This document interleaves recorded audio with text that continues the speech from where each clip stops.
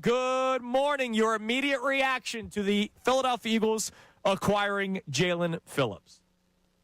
Andrew, John, good morning. Good morning. My immediate reactions are it's one of those moves where I felt like it was going to happen. There was a lot of smoke around it. The Eagles, and going into the trade deadline, guys, my priority based on my assessment was edge rusher, and then it was reserve offensive line to fortify that area, and then it was corner, because with edge rusher, they have a lot of pieces, but they don't necessarily have a headliner. And I think if you add another player to that equation, you now are allowing some of those other players to slot into roles in which they're more ideally suited and giving more optionality. So with Jalen Phillips, 26 years old, he is going to be a free agent at the end of this season. I liked him a lot coming out of the University of Miami. There's injuries that he's had throughout his career. This season, 3 sacks, 7 quarterback hits, 26 sacks in his career, 61 quarterback hits. He's a splash type of player, and that's the move that I was kind of expecting to see here from the Philadelphia Eagles. And is he a quote-unquote headliner? Well, I mean, he's as close to that as what you might expect. So I think he's going to help alleviate some of that pressure from Jalen Hunt, from Nolan Smith when he does come back. And then they also have Brandon Graham coming back. And I should also mention that Azeez Ojulari was placed on injured reserve on Saturday.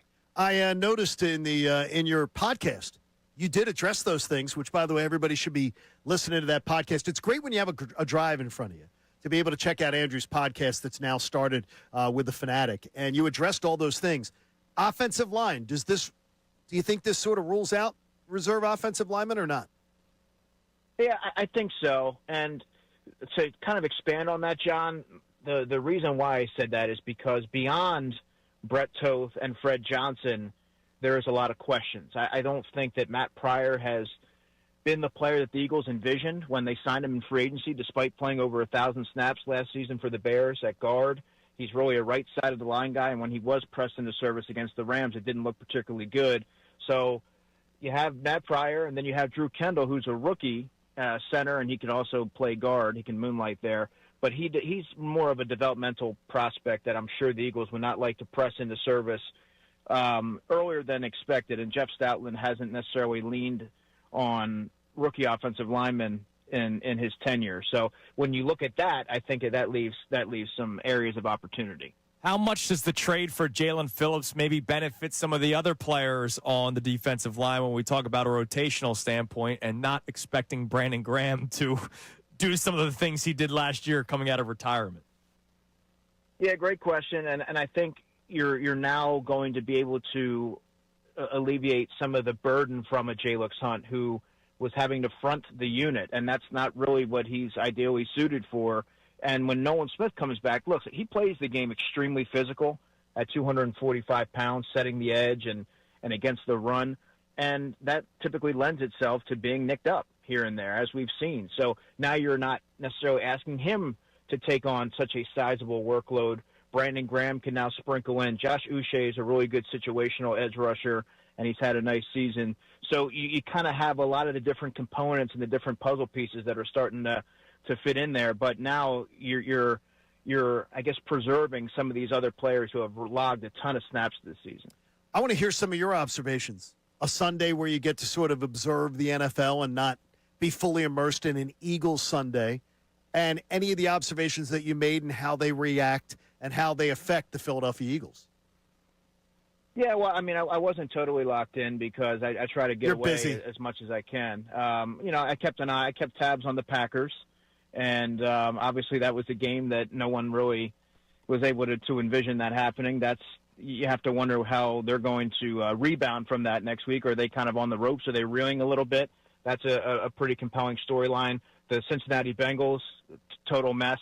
I don't know how you let that happen. And then I watched the game last night for a little while.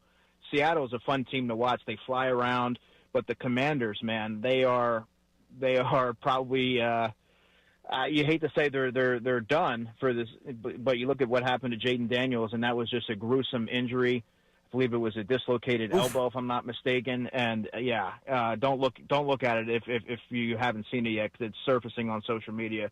But yeah, they're a team with a lot of flaws. And going into the season, I was a little bit I don't want to say bullish, but I thought that they probably wouldn't reach the expectations of last season, but certainly would be better than what they've shown this year. And now losing Jaden Daniels puts a damper on everything for them. Andrew DiCecco joining us here on the Comcast Business Hotline, our Eagles insider. So, Andrew, let's include Jacorian Bennett in the mix here because the Eagles acquired him via trade during training camp. What will this Eagles defense look like, in your opinion, the second half of the season? Now, with Jalen Phillips as an edge rusher, you have Jacorian Bennett in the mix. You have Jair Alexander from this weekend as well. How about it? And the acquisition of Michael Carter last week. So, of these four players that Howie acquired, who do you think will actually be players on the field for the Eagles on a consistent basis when the dust settles? Yeah, this is really tough to configure, and I've been racking my brain for the last 48 hours trying to figure out. You kind of spin the wheel, but guys, I still think the biggest winner from this whole cornerback conundrum, if you will, is Kelee Ringo because he's younger. He's in his third season. I think that while he wasn't heavily targeted against the Giants, he performed well. He performed well when he was pressed into service against the Vikings. So maybe he's able to kind of stack that and build off of that and instill some sort of confidence. Now, to be clear, I don't view any of the options as overly enticing. They all have different areas that I think would lead some to be skeptical for sure. It's going to take a couple of weeks for Jair Alexander to get into the mix, I would imagine. And I think the way that I view it, at least, until we see him on the field, we really don't have a great sense of how the Eagles envision him. But I sort of see that as an insurance in the event that Kelee or Jacorian Bennett even don't pan out. And you don't want to necessarily leave yourself committed to Kelee Ringo or Dory Jackson. And Jacorian Bennett, he's only played 24 snaps. And he didn't start the season. I mean, he didn't start outside. Right. It was Dory Jackson who started. So you have to wonder if they kind of have an idea at least of what he is, even though Vic Fangio said incomplete. So right now, that's the way that I'm seeing it. I think he deserves a longer look, and I believe that he will. But he has to get activated first to the 53-man roster, and then they'll have to see. But I think in the interim, you'll see Kelee Ringo back out there at corner until the other players are able to get ramped up. Telling you, it's optimistic time, isn't it? I mean, number one seed, there's a lot of optimism in the air. People are feeling good this morning. Yeah, they absolutely should be. Now, I got one more question for you on Jalen Phillips. How much should people value the fact that he's leaving a bad situation in Miami? He is on a contract year, and he's returning with Vic Fangio that before his injury in 2023, in 8 games, he had 6.5 sacks. So all of those sort of notes on Jalen Phillips, how much should they all be valued before you even talk about the player himself? Oh, that matters. That absolutely matters. You're now getting you have a player, one, who's motivated, right? But now you're bringing him into a different situation. And I look at the same thing for Jair Alexander. Sometimes there's more that we need to learn. And maybe that wasn't a good situation, a good scheme fit for him, and a fresh start in Philadelphia will serve him well. But for Jalen Phillips, now you're reuniting him with Vic Fangio. He's in a defense that I believe suits his skill set, and you're now motivated because you're going to be a free agent at the end of the season. I think it's a good addition for the Eagles.